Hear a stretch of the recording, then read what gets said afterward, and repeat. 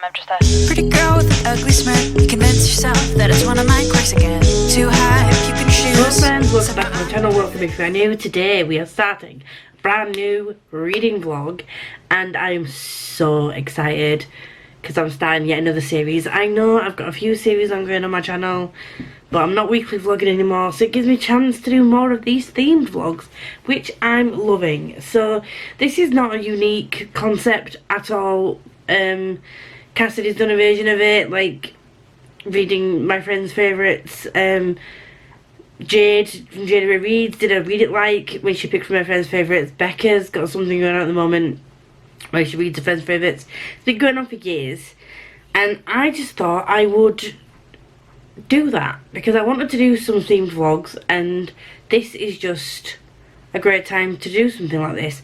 My friends know my tastes so well, so I trust that these recommendations that I've been given are going to be at least a 4-star for me, if not a 5. And that goes for everybody that's given me a recommendation of the types of books that they've enjoyed. So basically the only thing I asked for was books that they've really enjoyed or their favourite series, and as long as they think that I would enjoy it, that's literally the criteria. I didn't want anything that they knew that I wasn't going to enjoy, because that would be a pointless exercise. First one I'm going to do, because if you've seen my July TBR video, you'll see that Jem picked her prompt and book from the list. So book was to read In Deeper Waters by F.T. Lukens. I have it on Scribd. The cover is here. The cover is beautiful. I think I'm going to like these. All 3 of the hardbacks that are currently out have been saved on my Amazon wishlist, because if I do enjoy these, I will be purchasing the hardbacks. I preempted and pre-ordered book 4, which The Worldly, which comes out next year. And technically this isn't a series, but it's kind of like a series of books in the fantasy world that's been brought out by this particular author, and Becca and Jem love them. I trust their thoughts, feelings, ponderances and recommendations in this case. I'm not sure which one I'm going to rank over the other ones, but I don't even think I told you who it was. Did I just tell you who it was? I can't remember. So it's F.T. Lukens In Deeper Waters. I'm starting with that one. I don't know which I'm going to like more, but I'm really excited to get started. They will be fully on audio for now. There's no question that I'm going to enjoy these, but how much will I enjoy them, we shall see. I'm not sure what In Deeper Waters is about fully. I just know it's a fantasy. So should we have a look on El Scribdito and see what the synopsis is? And I know that I'm saying words that are not real words, but I don't care. Yeah, right. Forbidden magic, high seas adventures and love, the perfect LGBTQ plus romantic fantasy from New York Times bestselling author F.T. Lukens. Ooh, perfect fans of Rainbow Rowell, The Daughter of the Pirate King, and Adams Silvera. None of these I've read from. Daughter of the Pirate King I know Becca really likes, and Rainbow Rowell, Jem and Becca both really like. And Adam Silvera, I know contemporary-wise, Chloe likes Adam, but his fantasy was a miss for most people, from what I've heard. But the synopsis. Prince Tal has waited a long time for his coming-of-age tour, a chance to explore his family's kingdom. When his ship's crew discovers a mysterious prisoner on a derelict vessel, Tal feels an intense connection with the roguish Athlin. When Athlin leaps overboard and disappears, Tal is heartbroken. But it's not long before Athlin turns up on dry land, very much alive and as charming and secretive as ever. When Tal is kidnapped in a plot to reveal his powers and destroy his family, Athlin might be his only hope. But can Tal trust him? This sounds so good.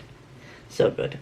I do remember there are some tropes in this, but that Becca and Jeremy like, and I can't remember for the life of me what these tropes. I think it's like, it's bugging me. I know one of them is like fake dating. I don't know which, that doesn't sound like this book. But anyway, I'm going to stop rambling on because I've rambled on for like 5 minutes now. I'm going to head off and read some of this, and I will try and update you as soon as I can give you some actual thoughts. It's 9 hours 13 minutes on full speed, but I'm probably going to go 2 speed. Gonna be honest with you. I'm going to download it to my phone because I'm going to listen to this as I travel to work tomorrow as well. So get it downloaded. I'm going to be on it. I'm so excited to dive into this, and I'm going to wait until this comes out to give my full thoughts to the girls, unless they remember that I'm reading it this week, which I don't think. They've not mentioned it, so we'll see. I'm chopping onions. I'm loving this so far. I'm just coming in with an update whilst I make me tea. And did I just tell you I'm in chapter 6? I don't know if I did, but I am. And sorry if you can hear noise, but I'm loving it. Tal is such a great character, and Athlin, I knew. So I messaged Jem and Becca last night, like, Athlin's a merman, and they were like, not telling you, which is obvious. I expected them to say that, but then we find out today in chapter 6, so early on, that Athlin is a merman.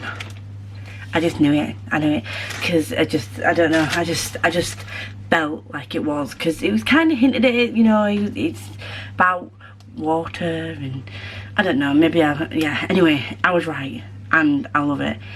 The instant attraction that they both felt and the spark. I don't know if that's just like because they're both magical creatures. Like Tal has magic, and obviously Athlin is a merman. So I don't know if that's the spark, as well as a little bit of attraction, or if it is just purely attraction and then the magic is like a bonus. But I'm so excited to continue this. I'm really having the best time. And even though we haven't seen much of the rest of his siblings, we've seen his bodyguard Shay and his brother Garrett. His brother Garrett is more the spoilt royal, it feels like. But when Becca and Jem say that this is a great example of like family in a book and like sibling love, you can feel it already, the way that Garrett speaks to him. I don't know, obviously, like I said, I've not seen interactions with the other siblings that are like back at the palace or whatever it is that they've got, but I'll update you when I've got further into the book. I'm loving it. They kissed, and now there's one bed that they're both sleeping in. Technically, Athlin don't need to sleep in the bed because he's a merman and he can sleep in the water, but he chooses to sleep with him. It's just adorable. So adorable. So adorable. They are both so, guess what? Adorable. Not a fan of what's happening with Athlin. Something's going on. Something's going on with Athlin, and I don't know what it is. And he's complaining about pain. Well, he's not complaining. He's in pain, and we've noticed he's in pain, but he's not saying anything. But he did make a deal with the sea witch. So what's going on? Why is he in pain? Why is my red-headed boy in pain? He needs to stop. I don't understand. I don't like it. Don't like it. The Queen's gonna marry him off. She's gonna marry him off. She can't marry him off. This is just too adorable. It's so adorable. I want to cry. I may have cried a little bit. Just a little bit. And I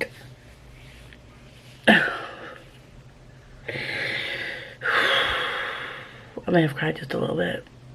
Just a bit. And I'm not even finished yet. It's just so, do you know when something's so wholesome and cute and you just want the best? And Becca and Jem were just so right about this book. And I've got 2 more adorable books to read. I can't cope. It's actually hurting my heart. It's so adorable. I didn't actually think I could feel like this over something so cute. I mean, Heartstopper is wholesome and adorable, but this is a whole other level of just you don't know until you've read it. Oh God. Oh, it's amazing. Garrett is just the best big brother. He's just the best. Garrett is just the best big brother. The way that he was like really emotional when he thought that when it was like the cat bit you, you didn't tell me. I don't have many other thoughts. Just, I'm very emotional. I'm very emotional. Oh, no. This is supposed to be a fun book. This is supposed to be a wholesome, cute book. Athlin can't die. Athlin can't be shot. It just can't happen. It can't happen. FT Lukens, you can't do this. It's not allowed. It's supposed to be a romance book, like a fantasy romance book. You can't. I'm not allowing you. I'm not allowing you to. I'm not allowing. I finished it.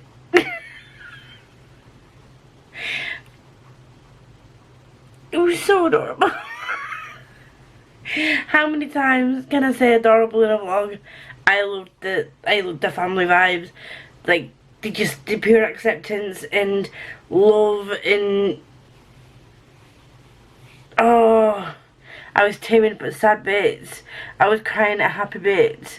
I was tearing up at the end when it was just super happy and wholesome and loving and just really heartwarming. And if you are looking for a very cozy, I would class this as a cozy read, not gonna lie, like a cozy fantasy romance.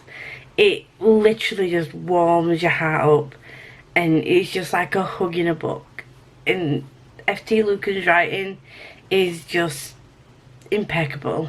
In case you didn't realise from the way that I've been gushing about this book for the whole of this vlog so far, it's 5 stars.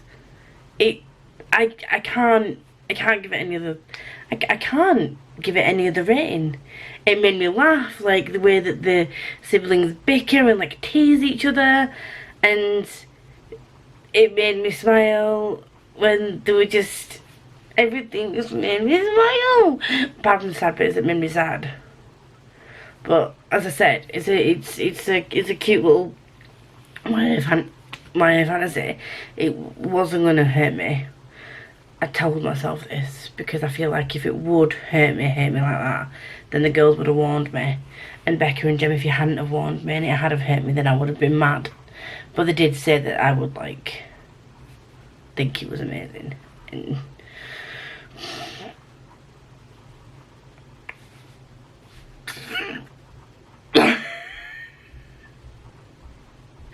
I literally just can't stop smiling. And now I'm going to dive straight into book 2, which is, I can't remember what the next one's called. What is the next one called? The next one, can't speak. The next one is called,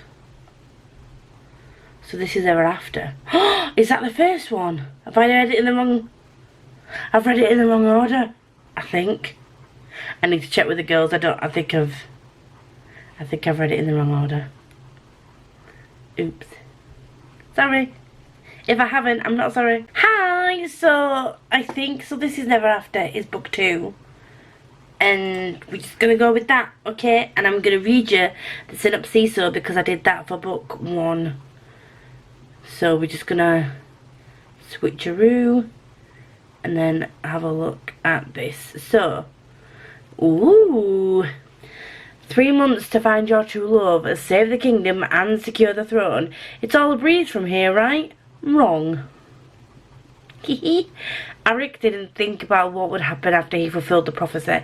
He's officially king of Yari, but only Arik and his mage, the devastatingly handsome Matt, know that the role comes with a catch. Marry by your 18th birthday or die. Shit. Arik's got 3 months to find his one true love and save his own life, but things go painfully and hilariously wrong until he discovers that love might have been right in front of him all along. I can't deal with this. I can't deal with this. I'm gonna have to go and listen to this right now because it sounds freaking amazing. Sorry about this really shitty lighting as well, but you'll deal with it because I have to deal with it. I have to deal with it. Okay, bye. Right, okay, so we are on to So This Is Ever After, and so far I'm just the banter. There's a rogue, there's a bard, there's an elf. Oh god, it's just the best. There's a prophecy, but it's like what happens after the prophecy, and they defeat the big bad, and they're like, we have no guidance after this point, which you don't really think about, do you? And let's just prop you up here for a second. So you don't really think about that, do you? Like, when we think about books with prophecies in them, we just think about fulfilling those prophecies.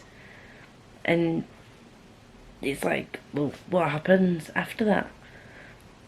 How do they navigate everything after that? So basically, Eric and Matt are best friends, and they were given a scroll by a wizard to go on a quest to defeat this big bad, and the book starts with them defeating the big bad and like explaining how they did it. And I already love the banter between them all, and they've all got distinct personalities, and just the character work immediately, like the tone of each character, the way that they speak. There's something going on with Matt which I'm not quite sure about yet, whether he's injured himself in some way, or I don't know, but I'm loving it already. Becca, I think Jem said it as well, that book 3, like character wise, was their favourite. I don't know how the characters can get better than this. They would have to seriously just make me sob. Do you know when you get a group of friends that it doesn't feel forced, there's chemistry there, there's just natural conversations and banter and teasing, and it doesn't seem forced. It's just, it kind of reminds me a bit of the group of friends that I've got, where we can literally just banter with each other, and just everything is just easy. We'll tease each other about stuff, but we can also have serious chats. It's just the best kind of friendships, and I think it's great. I keep saying just, I'm going to edit all those just out, but I'm going to go back and listen to this while I do my cross stitch. I've started a new cross stitch, which is just a little one, and at the moment I've just done these 3 little hearts up here. Just finishing off the 3rd heart. I know I've got a big wolf to do, but it takes some serious concentration to do that one, and I need to pick up where I've left off, and so there's lots of counting involved and lots of black, and I don't have the brain power for that right now. So I thought I'd start with this small one. I've done quite a few of these little meaty ones before. They're relatively quick and easy to do, so I'll get this over and done with, and listen to the other 2 books whilst I cross stitch. That's what I'm gonna do. I'm going in with another update because I'm sorry, I'm really crap at doing these updates when I'm supposed to. I've just been totally involved in this book. Once again, FT Lukens has just brought me all the wholesome fun. It's very much like the first one. Like, the characters are different obviously, but the vibes, like the found family in this case, not actual family, the found family vibes are brilliant. The characters are all great, they all have their individual personalities, but they all work well together. And this whole friends to lover situation between Matt and Eric is just great. And I also love the fact that the realm is called Chickpea. I don't know why that makes me laugh so much, but I've actually laughed out loud at quite a few parts in this.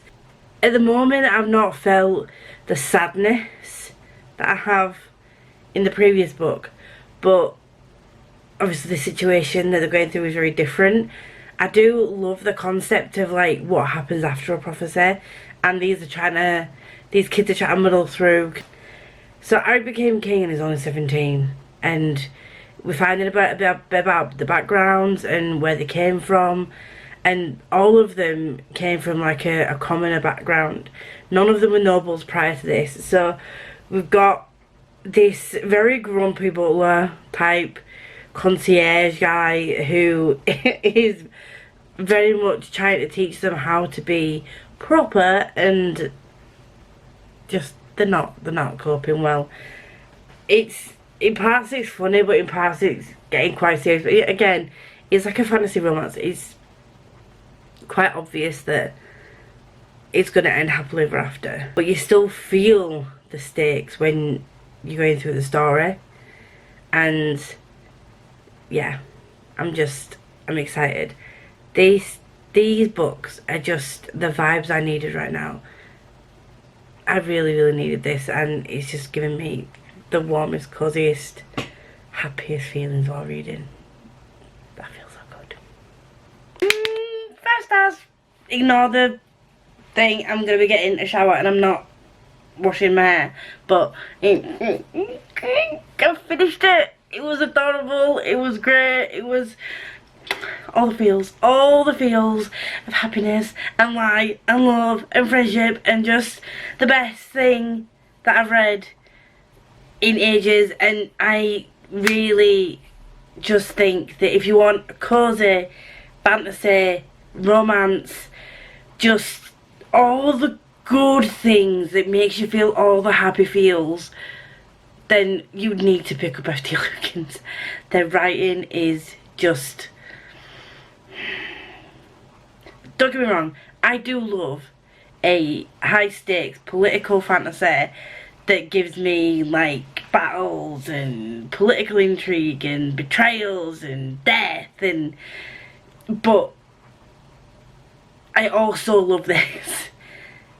These are the kinds of books that you read when you need to just feel all the happy things and all the positive vibes, and you just want something quick and fun to read that has great representation in, that being queer or different, it's not deemed as a bad thing, it's just part of life. Obviously there are some prejudices against like magic in this book, but just basically like love is love, and they don't even address the fact that people sleep with both men and women and like refer to themselves as they, them, or whatever. It's just a part of life, and reading books like this, just it being a normal part of society, and it's not like a massive dramatical coming out situation and all that. It really is just like some of the best books that I like to read. The focus is on the relationships and the rest of the plot, not necessarily who the relationship is with, but the fact that people are forming these bonds, whether it's platonic or if it's in a relationship kind of way. It's just I'm excited to move on to the third one, but also that is the last one of this vlog and I don't know what to do with myself. Character wise, I think I did prefer both of the main characters in this one than I did in the first one, but it's by the very like tiny margins, like the teensiest margins. I just think the friends to lovers thing got me. I really enjoyed it. Athlon and Tal were great, and it was kind of like strangers, angsty, mysterious, but the whole lifelong friends to lovers, like childhood friends to lovers, pining sort of situation, it was just great. It was great. I'm sorry that I haven't updated you much on what I've been reading, but I've just been blitzing through it while I've been doing other things and just devouring all of them, all of the love.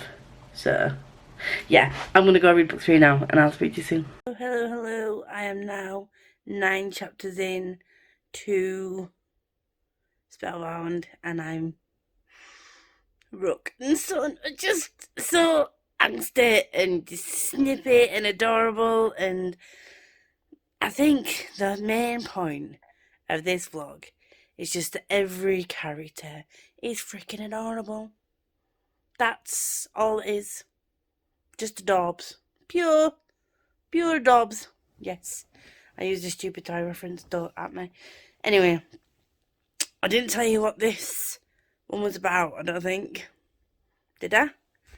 I don't know. I'm filming on my phone because camera is in my living room.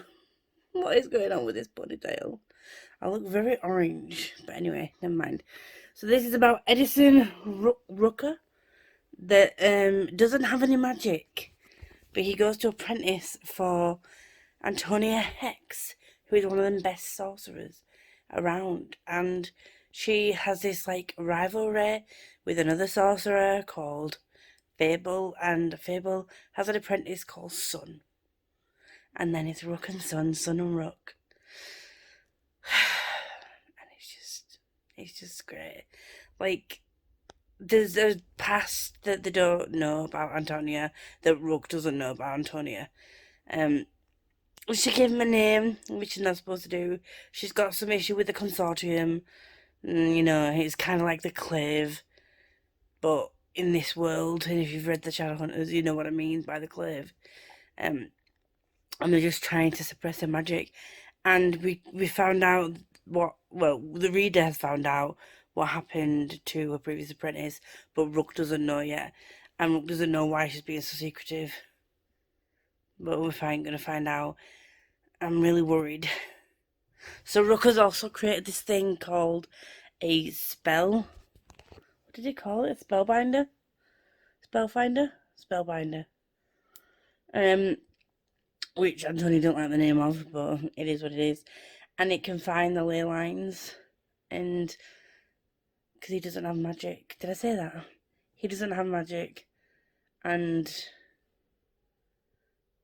Sun does. But his grandmother did have magic, and he wants to get in touch with the magic community again after she's died, which is just so sweet. And I do like the overall plot of the book, but the highlight of these books is the characters. Like, they're just so heartwarming and adorable, and just makes, I love love, guys. I love love. And I just think all the characters are just lovely. So, yeah. I'm gonna head off now, read some more before I go to bed, and then get some sleep. And then I'll finish this book tomorrow, hopefully. And then, yeah. So the first one of these vlogs has just been a raging success. So Jem, Becca, once again, gracias, mis amigos. Bonita. Hi, I'm coming to update you again. And this one has more, like, urgency in it, I think. This one has more, like, high stakes and danger situations, it feels like. Although, because at the moment, like, because this is a spoilery vlog, I might as well just tell you what's happening. So, Antonia shouldn't be training Rook. So the secret that Antonia was keeping was that she previously trained an apprentice that went rogue and just caused a crap ton of damage and had their magic bound. And they've said that because it was Antonia that trained her, that she couldn't have any other apprentices, and because it was like too dangerous. So she took on Rook as an office staff member, but then has been trying to teach him bits about hexes and jinx and things like that. And he's got the spellbinder that tracks the ley lines, and she's trying to see if he can tap into any magic, so she's technically taken him on as an apprentice, and then Sun came to help him try and spark his magic, and then shit went down because Fable, the rival that Antonia's got, sticks by the rules, and there's this way of the communicating with the consortium. Fuck the consortium. They are very, very, very much like the Clave, and I hate them with a passion. So there's this way, there's this mirror that they use to communicate. Is it a mirror? Some kind of thing that they can communicate with them through. And when Antonia had gone to Word of Fable, thinking that Sun had told Fable everything about Rook, even though he hadn't, because he promised he had, he wouldn't, she'd left that uncovered. So the potential of them overhearing the conversation, it was hinted that they could have overheard the conversation because Antonia hadn't declared Rook. So then things went down, and now Rook and Sun are like on the run from the consortium. Antonia and Fable have been captured, and Sun is now a cat. This was hilarious. When he joined Fable, she said cat, dog, or bird. Didn't give any context, so he said cat. And then when they were in danger, she turned him into a cat so he could run away. That was just amazing. And then just the relationship between Sun and Rook are just, it's just, that's all I can do. It's just adorable. It's just great. And I feel sorry for Rook so much because he had a magical grandma was taken away from her, like taken away from the magic community when she died because he didn't have any magic in him, and then he just felt lost, and it was just it's horrible to hear that how lost and alone he felt. Sun is a bit of a antisocial person. He doesn't like small spaces, he doesn't like being around many people, he's not a sociable person, but Rook sort of picked up on this and he's accommodating to them, or like from the very start he tried to accommodate to what they wanted. And even when he was a cat, instead of taking the elevator or the lift, because I'm in the UK, he just walked up the stairs.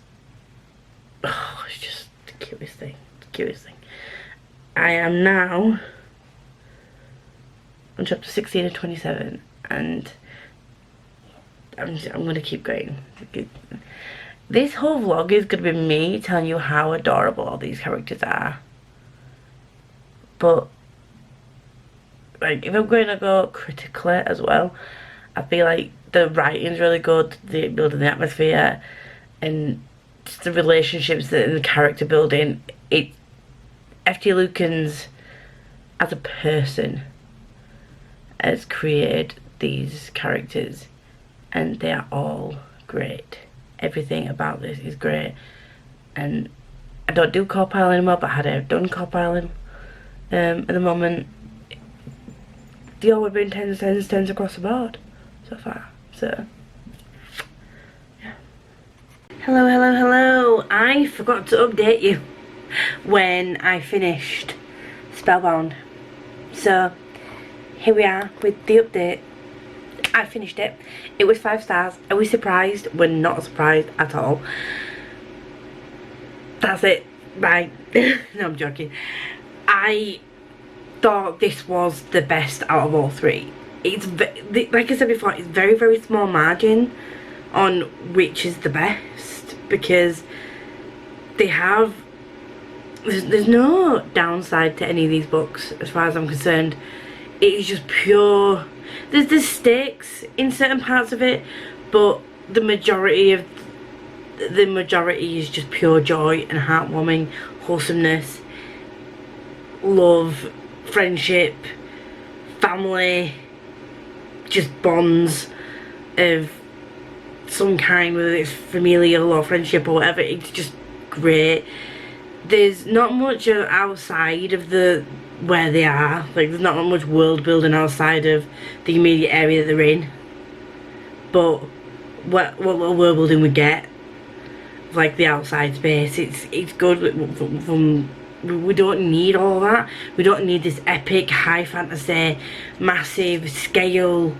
I like that, you know, it's kind of confined to their little world and their little lives, and it was great. I would probably agree that Rook and Son were my favourites, and I think the relationship they formed was, again, how many times can a bitch say adorable? I don't know, but I'm saying it again because that's how I feel. I would highly recommend these books to, if you like cozy, heartwarming, quick, fun reads that make you feel things. There are times when you feel sad, and like I said in one of the part in the vlog, that you know things are going to turn out well because it's a YA fantasy, and generally things turn out well in the end of YA fantasies, but you still feel everything that the characters feel when they're going through this journey throughout each book. So I would highly recommend that you pick these up. Thank you so much, Jem, for the recommendation, and Becca, but this vlog specifically was Jem made me do it, so yeah. But I'm so excited to continue this series because we have started this off with a bang. I don't know who I'm going to pick next. I've got a list of series, a list of authors and books that I need to get to. So yeah, for the first one, I might keep a track of what ratings I give each series, and then at the end do what Chloe did with the recommendations that we gave her for a game, and see if we can like see who gave the best recommendations book wise. I might do that, but it means keeping a record of stuff, and we all know what I'm like with the brain. It doesn't function well at the best times. So yeah, if you do like me and you want to see more of me, please like, comment, subscribe, do all that good stuff. And if you're here and you want to let me know you don't have anything to say, please leave a black heart down below. And until next time, enjoy what you're reading, writing, doing, watching, whatever, and I will see you in whatever video comes next, because schedule's all over the place lately, so have fun. Every time I fall in love, it seems to be